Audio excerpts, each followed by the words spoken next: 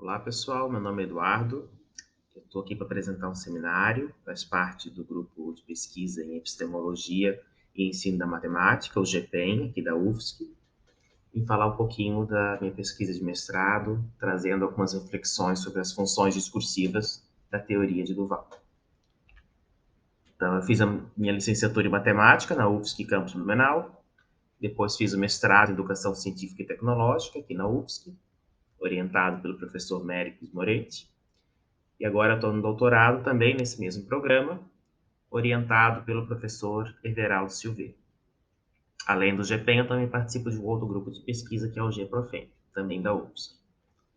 E ali embaixo tem o meu e-mail. Então, eu vim falar um pouquinho sobre as funções discursivas na teoria de Duval, algumas contribuições teóricas e metodológicas. Quais são os pressupostos desse conceito das funções discursivas? Então, o Duval tem uma obra, um livro, o principal livro dele, que é o Semiose e Pensamento Humano, de 95, da qual a gente normalmente lê a versão em espanhol, que é a tradução de 2004, que é a principal obra dele, onde ele apresenta a teoria. E no capítulo 2 daquele livro, ele se dedica a fazer um estudo, explicar o papel, a importância da linguagem na aprendizagem matemática, e ele vai trazer alguns conceitos que ele chama de funções e operações discursivas da língua. Então, basicamente, capítulo 2 do livro, ele vai discutir essas funções discursivas e como que elas atravessam a aprendizagem matemática, como que elas são importantes para o professor, analisar o que o aluno produz. E foi basicamente em cima desse capítulo que eu fiz a minha dissertação. Então, acho que uma ideia inicial bem importante é que, na teoria de Duval, a língua, principalmente a língua materna, que a gente está acostumado a falar, ela age como um registro de representação semiótica. Então, a linguagem não é só comunicação, ela também é representação dos objetos matemáticos que a gente trabalha. Por isso, a matemática, segundo Duval, é uma ciência essencialmente escrita. A gente até pode trabalhar ela na oralidade, nos gestos, na fala, mas, no fim, o que fica, para desenvolver matemática, fazer matemática, resolver problemas, é sempre, quando a gente começa a escrever sobre aquilo, organizar a nossa ideia, o nosso pensamento. Então, a matemática precisa da escrita. E a escrita, então, mobiliza um certo discurso, que é esse discurso que o Duval vai abordar nesse capítulo. Essa parte da teoria ela é menos conhecida do que outros conceitos, como tratamento, conversão, que já aspectos teóricos da teoria do Duval já são bem entendidos. Essa parte das funções discursivas, elas não são tão trabalhadas, E aí já tem 2 trabalhos que foram falar sobre isso. Um artigo da professora Célia Brandt e mais alguns alunos, que ela foi levantar alguns trabalhos da teoria de Duval, uma espécie de estado da arte, e eles identificaram que naquele período, que foi de 2010 a 2015, haviam poucas pesquisas sobre as funções discursivas. E já uma pesquisa um pouco mais ampla, que foi a da Costa 2021, na dissertação dela, que foi um grande estado da arte da teoria de Duval, ela foi olhar desde 95 até 2019 todas as dissertações e teses, e das 266 que ela encontrou, só 16 mencionavam um pouco sobre as funções discursivas, mas também nenhuma tinha elas como grande referencial teórico. Elas apareciam em algumas partes da análise, mas nenhuma delas também chegou a aprofundar muito. Então, é uma parte da teoria de Duval que está sendo agora pesquisada e difundida também no Brasil. Então, como que eu olhei para essas funções discursivas? A pergunta de pesquisa da minha dissertação foi a seguinte: como as funções discursivas podem contribuir na análise da aprendizagem matemática, em particular, na resolução de problemas? Então, eu era professor, numa escola de ensino médio, e apliquei com os meus alunos 5 problemas de conteúdos matemáticos diferentes, para que eles resolvessem, no papel, e eu pudesse, então, depois analisar o discurso matemático que eles mobilizaram para resolver aqueles problemas. O título da minha dissertação foi O papel das funções discursivas na análise da produção de estudantes na resolução de problemas. Então, foi exatamente isso que eu fiz. Trazer as funções discursivas para olhar aquilo que os alunos produzem para resolver problemas na parte escrita. Foi os discursos escritos que eu tive acesso. Então, a importância do discurso para o Duval. Então, ele traz, né, no começo do capítulo 2 do livro dele, que o objetivo de uma língua é sempre permitir um discurso, né? Isto é, criar expressões que façam referência ao mundo, de uma forma que possa ser compartilhada.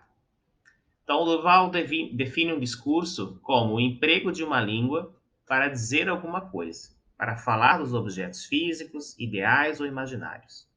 A prática de um discurso é inseparável de um funcionamento cognitivo. Então, o Duval, né, disse que o discurso serve justamente para falar dos objetos, né? Então, quando a gente está falando da matemática, a gente tem que falar dos objetos matemáticos que a gente está trabalhando, né? Então, para isso, a gente mobiliza um certo discurso, que é uma expressão para falar sobre alguma coisa. Nesse caso, a matemática. É a ação do sujeito que externaliza o que ele pensa. Porque muitas coisas matemáticas a gente pensa, né, na nossa mente, a gente cria estratégias mentais. Mas, para resolver o problema, a gente acaba tendo que passar isso para o papel, né? Então, é escrever aquela matemática. Então, as funções discursivas elas servem, né, para essa passagem do pensamento até a escrita. E o Duval, então, entende que isso é inseparável de um funcionamento cognitivo, ou seja, escrever tem relação direta com o aprendizado matemático. Quando ele vai falar de funções, né, de uma linguagem, ele vai falar das funções metadiscursivas e das funções discursivas, né? Cada uma cumpre um certo grupo de operações. As mais importantes na aprendizagem matemática são as discursivas, mas as metadiscursivas também aparecem, né, e também atravessam aí as nossas práticas. Então, as funções metadiscursivas, o Duval vai separar em três: a comunicação, o tratamento, a objetivação. As metadiscursivas elas estão presentes em qualquer sistema de representação, não somente os registros que a gente trabalha na matemática, mas qualquer linguagem cumpre de certa forma essas três funções. Né? A comunicação, que é o quê? Né? Comunicar aquilo que a gente está pensando. Então, uma conversa, uma fala, um exemplo, um questionamento. Né? Então, toda representação ela comunica alguma coisa. Toda representação, toda língua também trata as informações. Quer dizer, a gente escreve de uma forma, vai lá então e escreve de outra. Você apresenta a informação de um jeito e vai lá e faz um tratamento nela para mudar um pouco aquela forma. Então, isso então seria o tratamento, que é alterar a forma como o conteúdo foi escrito, mas permanecendo no mesmo sistema de representação. E a objetivação, que o Duval define como a externalização ou conscientização que não se tinha antes. A objetivação tem a ver com a tomada de consciência do sujeito quando ele se dá conta que aprendeu. Então, como é que às vezes a gente pode perceber que o aluno entendeu aquele objeto matemático? Às vezes por uma fala dele. Você pede para ele explicar o conceito, ele explica, ele argumenta, você vê que ele tem segurança no que ele está falando, aquilo ali pode ser um exemplo de objetivação. Né? Ou então ele vai lá e escreve para ti um texto matemático e você percebe que no texto ele tem argumento, ele compreendeu a ideia. Então, aquele texto pode ser um registro dessa objetivação. Então, muitas vezes ela é manifestada por uma fala, por uma escrita, uma expressão, ou até mesmo um gesto, né? Quando o aluno percebe, ah, tá, era isso, entendi. Então, esse é o momento que você se dá conta que, agora eu entendi a ideia. Né? Para o Duval, então, isso é a objetivação. Que é o objetivo, né, do aprendizado, que você tenha, alcance esse momento. Mas quando a gente entra na matemática especificamente, na forma como nós fazemos matemática escrita, a gente precisa de outras funções além daquelas três. E aí, então, é onde entra as funções discursivas. Então, as funções discursivas são quatro, né? São quatro tipos que o Duval separa. A função referencial, que ela é basicamente para designar objetos. Depois eu vou falar um pouquinho mais de cada uma delas. A função apofântica, que tem a ver com construir enunciados, ou seja, frases. A expansão discursiva, que é muito importante para a gente conectar e ampliar um discurso que a gente começou e dar continuidade a ele de forma coerente e coesa que faça sentido matematicamente. E a função de reflexividade, né, que marca o valor, o estatuto, o acordo de uma expressão. Então, na matemática tem muito isso, né? Muitos símbolos específicos só têm sentido na matemática, porque é uma convenção que naquele momento, que na matemática, aquele símbolo signifique aquele determinado objeto, ou que aquilo vai substituir algum conceito matemático. Então, a gente tem muitos acordos na matemática que seria, então, um pouco dessa reflexividade social, né? Que é o estatuto, é o acordo que aquela expressão adquire num grupo social, no caso de quem está aprendendo matemática. E essas três primeiras, elas são muito importantes, a função referencial, apofântica e discursiva, na hora que a gente vai olhar para aquilo que o aluno escreve. A gente pode usar elas como categorias de análise das produções escritas dos estudantes. Mas o que que é, então, a função referencial? Ela tem como objetivo a designação de objetos. O que que é designar um objeto? Né, então, para o Duval, essa é a função mais importante para a aprendizagem, porque designar é dar nome, é dar um símbolo para alguma coisa. Então, tudo quando a gente fala na matemática, a gente está lidando com objetos invisíveis, né, objetos ideais, conceituais. Então, quando a gente vai falar deles, escrever eles, a gente precisa dar um nome. A gente atribui um símbolo, um signo para aquilo que a gente está querendo falar. Então, por exemplo, o lado A do triângulo. Eu estou me referindo a um certo triângulo imaginário e eu quero trabalhar com o primeiro lado dele. Eu vou lá e chamo aquele lado de A, porque eu preciso dar um nome para aquele lado, senão não tem nem como falar sobre ele. Então, esse ato de dar nome a um elemento, a um objeto, é o que o Duval chama de designação, que é uma função cognitiva. Dar nome é o primeiro processo matemático que o estudante tem que ter quando ele vai, então, elaborar um certo discurso. Quando eu vou, então, trabalhar com uma função, eu escolho o x para ser minha variável, eu estou na geometria, vou lá e boto o h para ser a altura. Isso são nomes que eu estou dando aos objetos, e sem isso eu não ia conseguir trabalhar. Né? Como é que eu vou falar da altura do triângulo sem atribuir um signo para aquilo? Então, a designação tem essa ideia, é pegar a língua e usar ela para designar objetos. A função apofântica é um nome um pouco estranho, mas tem a ver com unidade apofântica, que é praticamente sinônimo para frase. Então, criar enunciados completos ou frases completas sobre um determinado objeto. Por que isso é importante? Porque o Duval fala que designar, somente a designação, não dá conta. Somente o aluno dizer que h é a altura do triângulo não resolve nenhum problema. Depois de falar isso, ele tem que trazer mais informações para poder criar sua estratégia de resolução. Então, é preciso dizer algo a mais. Esse dizer algo a mais normalmente exige a criação de uma frase. Quando a gente está falando frase, não necessariamente que seja uma frase em língua portuguesa, pode ser uma frase algébrica, mas que ele construa, traga mais ideias sobre aquele objeto que ele designou anteriormente. Então, primeiro vem a designação, depois, então, começa a criação de frases, né, de enunciados, que é a função apofântica. E ela pode acontecer por meio da predicação. O que é a predicação? É a escrita mesmo das frases, ou até do ato ilocutório, que ato ilocutório é a fala. Às vezes o aluno pode falar com o professor sobre aquele objeto, ele não precisa escrever. Mas como eu estava analisando o que os alunos entregaram no papel, obviamente, então, foi a predicação que entrou naquele momento. E é o que a gente mais usa, talvez, nas aulas de matemática, quando a gente vai fazer uma avaliação escrita, o aluno acaba escrevendo as explicações dele. Então, a predicação seria essa operação de escrever, né, de criar essas frases. Por exemplo, o triângulo ABC possui lados iguais. Então, primeiro eu designei ABC para ser o nome daquele triângulo daquela questão. E aí eu vou lá e continuo, possui lados iguais. Então, ABC poderia ser qualquer triângulo. Mas quando eu escrevo que ele possui lados iguais, eu estou começando a atribuir mais características a ele. E sabendo que ele tem lados iguais, eu já posso saber que ele é equilátero. Sabendo que ele é equilátero, eu já posso escolher a fórmula. E assim a gente vai. Então, quer dizer, quanto mais frases, quanto mais elementos a gente faz, a gente escreve, né, do objeto matemático, mais elementos para resolver problemas a gente tem. Quando eu falo as grandezas, x e y são diretamente proporcionais. Bom, x e y são duas grandezas. Ok, mas o que elas são? Elas são diretamente proporcionais. Então, se elas são diretamente proporcionais, eu posso resolver com uma certa técnica de razão e proporção. Então, veja que a importância de somente dizer x e y não diz muita coisa para a gente. Agora, quando a gente começa a falar que eles são grandezas, que eles são diretamente proporcionais, essa criação de frases vai dando significado para aquele objeto matemático. Então, isso seria a função apofântica. Aí vem a expansão discursiva, né, que seria talvez a mais importante, no sentido, não mais importante, mas que você não consegue resolver nenhum problema sem ela. Porque depois que você faz uma designação, você escreve uma frase ou dá mais características daquele objeto, você precisa continuar o seu discurso até chegar na sua resposta. Né? Pensando aí na resolução de problemas, que foi onde eu fiz, né, as atividades, pensando no aluno resolvendo um problema. Ele precisa continuar o raciocínio dele.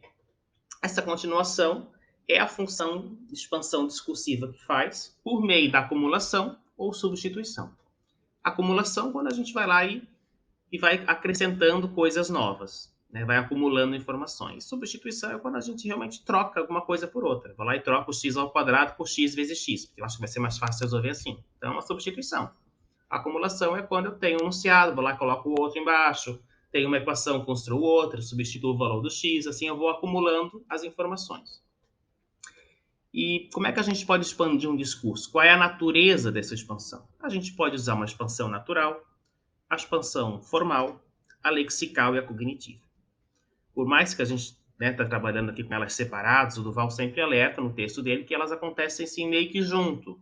Né? Dificilmente você usa uma sem usar outra. Mas na hora que a gente vai aprender sobre elas, a gente acaba aprendendo separado, né? Porque é mais fácil de compreender. Então, o que a expansão natural faz? Ela vai expandir um enunciado matemático usando como instrumento, né, linguístico a própria língua natural, ou seja, a língua portuguesa. Então, eu digo lá que o triângulo ABC é retângulo. E eu continuo, por quê? Porque ele tem um ângulo reto. Então podemos usar o teorema de Pitágoras. Tudo que eu estou escrevendo aqui é uma expansão lá da minha designação inicial do triângulo ABC. Eu vou acrescentando, acumulando informações sobre aquilo. E isso vai me ajudar a pensar em como resolver o problema. Então, quando o aluno escreve uma explicação, uma justificativa, desse jeito, com língua natural, ele está realizando uma expansão natural do discurso. Quando a gente resolve, faz uma expansão, praticamente só usando símbolos matemáticos ou algébricos, como esse exemplo ali embaixo, a gente fala então com uma expansão formal, porque é a linguagem formal específica da matemática que está sendo mobilizada para aumentar o discurso. Então a gente começa ali com algumas letras, x e y, aí a gente vai colocando algumas condições, se isso, então aquilo, isso implica nisso. Veja que quase não tem nenhuma palavra ali, é tudo símbolo matemático. Então, isso é uma expansão formal. E isso acontece muito, por exemplo, na resolução de um problema algébrico, né, que a álgebra é que conduz ali a maior parte do discurso. A expansão lexical, ela tem a ver com quando você, no seu discurso, você recupera uma palavra ou um signo que havia antes para alguma coisa e agora você usa ele para outra. É o mesmo signo, só que tem outro sentido. Né? Por exemplo, o banco da praça. A palavra banco, naquela primeira frase, ela tem um significado. Quando eu falo fui ao banco tirar um extrato, tem outro. Então, na matemática isso também acontece. Então, às vezes, lá na letra A de um problema, o aluno vai lá e chama, o X vai ser a idade de Maria. E ele resolve. Então, ele usou o X para ser a idade de Maria. Na letra B, ele quer saber a idade do João, ele usa X de novo. Então, quer dizer, ele usou o mesmo léxico, o mesmo código linguístico para falar de duas coisas. E tudo bem, ele vai resolver o problema. Mas o fato de ele estar recuperando esse léxico anterior de novo com outro significado seria uma expansão lexical. E a expansão cognitiva é aquela que acontece do ponto de vista mental, né? Que você recorre ao enunciado mental a partir daquele que foi dado de forma escrita, por exemplo. Tá? O triângulo ABC é obtusângulo. Eu leio isso. O que me vem à minha mente quando eu leio isso? Eu já começo a pensar na minha cabeça, mas o que é obtusângulo? Eu já crio um outro enunciado, cognitivamente, mentalmente, que complementa esse que estava dado ali. Então, na matemática, isso é muito comum. Às vezes, a informação não está explícita no discurso. Eu não preciso explicar o que é obtusângulo, porque como eu já dei aula sobre isso, eu quero agora que o aluno, na mente dele, associe a palavra obtusângulo com a própria definição. Então, de certa forma, é uma expansão. Né? Existe um discurso mental sendo construído a partir desse primeiro que foi dado. Então, quando acontece isso, de outros enunciados atravessarem os discursos matemáticos, a gente pode dizer que é uma expansão cognitiva que está acontecendo ali. E aí, novamente, eu apresentei elas separados, mas tudo acontece junto. Muitas vezes, no mesmo discurso, você tem a língua natural, daqui a pouco tem álgebra, tem cognitivo, tudo acontecendo junto para mobilizar um certo pensamento matemático. Então, eu vou trazer só bem rapidamente alguns exemplos. Essa aqui foi uma atividade que eu apliquei ali com os alunos. E tinha ali, então, um prédio, tinha uma pessoa ali embaixo no ponto A, outra pessoa no ponto B, outra no ponto C. E eu fazia algumas perguntas. Então, eu perguntei que tipo de triângulo que é esse que está formado pelos pontos ABC. Depois, qual era a distância entre Bruno e Carla, ou seja, qual é a distância entre o ponto B e C. E qual era a altura do prédio, que seria a distância entre C e A. E aí aqui a gente tem uma resolução de um estudante. Então, na primeira pergunta, Ele respondeu: como temos a presença de um ângulo reto, então o triângulo é retângulo. Então, quais são as operações, as funções discursivas que aparecem aqui? Então, veja que primeiro ele fez a função apofântica. Como temos a presença de um ângulo reto, então o ângulo reto ele está se referenciando ao ângulo de 90 graus. Então, ele fez uma designação em língua natural, quando ele usou a palavra reto ali. Então, o triângulo é retângulo. Então, veja que é uma frase em língua natural, ou seja, é a função apofântica que foi utilizada aqui, para falar de um certo objeto matemático, que seria o triângulo que estava sendo apresentado na figura. Então, não tem aqui linguagem formal, não tem a álgebra, apenas a língua natural mobilizada como registro de representação para aquele pensamento que o aluno teve. Na letra B, eu peço a distância entre Bruno e Carla. E aí ele já começa fazendo uma estratégia interessante, que é dizer o que vai ser cada coisa. Nem todo aluno faz isso. Esse aluno aqui fez, eu achei interessante trazer. Ele fala assim, temos que o C ponto A é igual a 120. Mas quem que é C ponto A? É o cateto adjacente. Queremos que a IP, a hipotenusa, seja igual ao x. Então, ele fala que ele vai chamar de x a hipotenusa, ele fala que o CA é igual a 120, então veja que ele começou esse discurso fazendo designação. E ele falou para mim, que era o professor, o que cada letra queria dizer. E a partir disso, então, ele trouxe a lei ali dos cossenos, substituiu algebricamente, então veja, uma expansão formal, né? Quando ele traz a fórmula e começa a substituir por meio de símbolos, né, de números e letras, e vai fazendo as operações. E essa expansão chega no final em x igual a 240. E aí ele volta com a língua natural para complementar aquilo que o discurso algébrico disse antes. Então ele fala, com a aplicação do cosseno, chegamos em 240 de distância entre Bruno e Carla. Então, de novo, a gente tem agora uma expansão do tipo formal, que ele poderia ter parado ali no x igual a 240, mas ele expandiu o discurso mais um pouco com a língua natural para terminar de formular aquele pensamento matemático. Um outro problema que eles resolveram era sobre razão e proporção. Então, na letra A, a gente tinha uma situação em que as duas grandezas elas eram diretamente proporcionais. Na letra B, uma situação era diretamente proporcional e a outra não. E aí, então, depois eu perguntava, comparando os dois problemas, qual é a diferença? E a ideia aqui é que, para além de resolver uma regra de 3, né, vamos dizer assim, é que o aluno conseguisse perceber essa relação de proporção entre grandezas, né, se eram diretamente ou inversamente proporcional. Né? E eles usaram algumas estratégias para fazer isso, que a gente até já costuma ver, inclusive, em livros, que é quando ele quer dizer que as grandezas são diretamente proporcionais, ele faz aquelas setas para cima. Todas as três setas estão para cima, na grandeza, quantidade de homens, horas e metros. As três apontando para a mesma direção significa que elas são diretamente proporcionais entre elas. Então, ali a gente tem uma designação, ele usa uma seta, que não é obrigatoriamente tem que ser assim, mas é uma escolha dele fazer.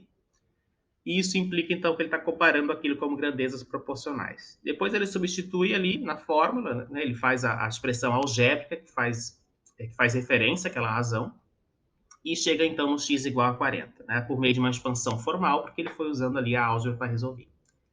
E aí, então, ele traz os metros da parede construídos irão aumentar, pois, com o aumento dos homens, mais metros serão construídos, com mais metros construídos, mais horas serão trabalhadas, assim todas as grandezas são diretamente proporcionais. Então, veja, o discurso em língua natural, ele complementa o algébrico anterior. Então, o discurso, ele expandiu de duas formas, né? Formal e natural. E isso é importante por quê? Porque aqui a gente consegue analisar a aprendizagem. Eu consigo fazer inferências. Porque ele poderia ter feito isso aqui porque chutou. Mas a língua natural, ali embaixo, essa expansão, me garante que ele entendeu a propriedade das grandezas, a relação que eu queria que ele estabelecesse. Então, quando a gente pede para o aluno fazer um exercício desse e coloca 4 alternativas de assinalar, ele assinala e você não tem certeza o que realmente ele entendeu. Então, o papel do discurso é isso, é mostrar para nós, professores, o que o aluno está pensando. Por isso que é importante a gente trabalhar com exercícios abertos. Aqui na letra C tinha que comparar, então, os dois problemas. Ele falou, olha, a principal diferença é que no primeiro problema, todas as grandezas eram diretamente proporcionais. E já no segundo, tínhamos grandezas inversamente proporcionais. Então, veja, de novo, uma expansão em língua natural, que ela já é suficiente para dizer, ok, esse estudante conseguiu, né, aquela habilidade de comparar se duas grandezas são ou não são diretamente proporcionais. Ele poderia resolver o problema e eu não ter certeza disso. Mas esse discurso me garante que ele teve esse aprendizado. Então, isso é uma coisa interessante que a gente consegue observar quando você leva em consideração as funções discursivas. Aqui era um sistema linear, bem simples, uma situação que ele tinha que responder, então, quanto que era o quilo da fruta, sabendo que 2 quilos de laranja e 4 quilos de maçã era R$ 28, e a soma dos preços era R$ 8. E a letra B, se a Juliana quisesse comprar 3 quilos de fruta, ela tinha só R$ 50, será que ia dar ou não ia dar? Era o suficiente ou não? Explique sua resposta. E esse estudante fez um discurso diferente do que a gente está acostumado, mas muito, muito interessante do ponto de vista matemático, porque ele tem um valor de verdade. Não dá para a gente dizer que ele está errado. Veja que ele escreveu, em vez de fazer 2x mais 4y igual a 28, como normalmente alguém ia resolver, depois de dizer que x mais y é igual a 8, ele usou, ao invés de fazer uma designação usando o x e o y, ele usou a própria palavra. Então ele botou 2 quilos de laranja mais 4 de maçã igual a 28, a maçã mais a laranja igual a 8.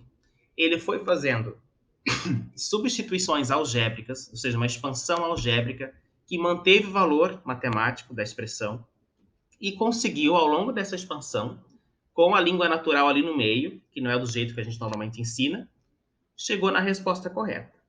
Né? E aí a letra B também ele consegue resolver e responder corretamente. A pergunta é, a gente deve considerar como certo essa resposta, sim ou não? Claro que sim. A gente deve dizer para o aluno que ele não deve resolver dessa forma? Do ponto de vista das funções discursivas, não tem problema. É claro que dependendo da profundidade de um sistema linear, talvez ele não vai conseguir fazer sempre desse jeito, porque usar as palavras toma muito espaço, usa x e y, economiza espaço, economiza tratamento, economiza tempo. Dependendo da complexidade, né? Se fosse um sistema linear com 3 variáveis, 3 linhas, seria mais difícil de fazer desse jeito. Mas para esse tipo de atividade, para esse nível que foi cobrado aqui, esse tipo de expansão discursiva, esse tipo de designação deu certo. Então, a linguagem formal e natural combinadas, né? A gente vê que tem uma mistura de símbolo com número, com palavras, conseguiu chegar na resposta. Então, quer dizer, existe um pensamento matemático sobre sistema linear que foi mobilizado corretamente. Então, a gente tem que avaliar isso e valorizar, porque é o estudante usando a sua forma de argumentar, a sua estratégia mental, por meio de um discurso que está coerente. Dá para entender, por mais que não seja aquele usual que a gente está acostumado a ver. Eu trouxe aqui o quadro, né, que eu usei na dissertação para pensar, então, na análise. Aqui eu só fui comentando alguns aspectos bem rápidos. Na dissertação eu trago isso com bastante detalhe, bastante coisa. E veja que tem muita coisa para falar das funções discursivas. Elas são bem complexas, com muitas categorias, com muitas subcategorias. Então, quem quiser, né, aprofundar um pouco mais, a teoria do Duval, no capítulo 2, ela explica todos esses elementos que estão aqui. Né? E na minha dissertação também eu trago eles com bastante exemplo, com uma análise mais detalhada. Então, como que as funções discursivas elas podem contribuir na análise da aprendizagem matemática, em particular na resolução de problemas? Então, por meio da dissertação, dessas 5 questões que foram aplicadas para 50 alunos, todos aqueles discursos que eu tive para analisar, que foram analisados de forma muito mais cuidadosa do que deu tempo de fazer aqui, a gente entende que as funções discursivas, elas são uma forma do sujeito, no caso do aluno, externalizar o que ele entende, representando ostensivamente, ou seja, por uma representação, no caso escrita, um certo modo de pensar matemático.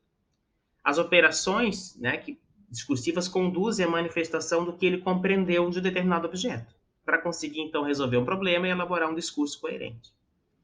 Elas também são importantes para que o professor, no meu caso, né, que eu pudesse analisar o que o estudante ainda não entendeu. Porque tem aluno que errava a questão, não porque ele não sabia matemática, mas porque ele errava, às vezes, um símbolo, um sinal, uma substituição algébrica.